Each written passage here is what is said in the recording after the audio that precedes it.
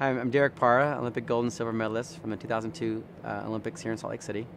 Gold and silver medalist in speed skating. And I met Mitt actually at the games, at the closing ceremonies. I thought that was the last time I'd see him. I was like, hey, thanks, nice to meet you, see you later, Mitt, nice to meet you, and that was it. In the 04-05 skating season, I came back from a world championship.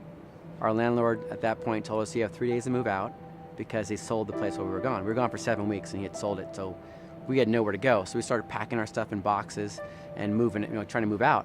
Immediately I started calling people that I knew in the Park City area to see if they had a room I could rent. No, I don't think so. No, that's my mother-in-law's quarters. I'm not gonna let him, I'd have to keep it open in case she comes to visit, that kind of thing, and I was scrambling around, days were going by.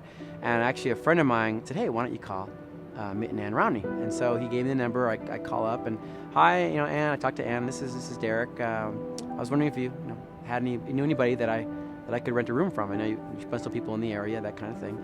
And she goes, okay, well, I'll check it out. Let me call some friends and I'll get back to you.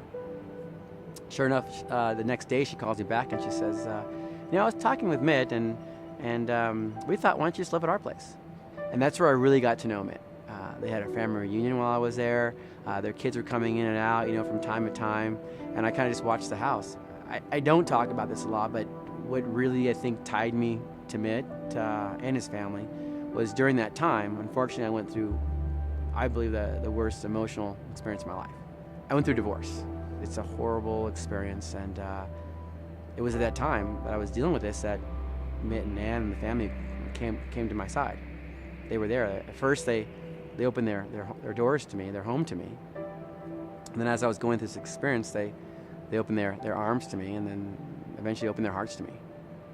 There were times where we would sit down and we were just crying. I remember crying, and I remember Ann holding my hand, Mitt sitting in front of me, and I remember I was sitting there crying with them, and them assuring me that life will get better, that things will turn around, and I've got to keep my spirits up. And they were there for me. So in my time of need, they were there for me.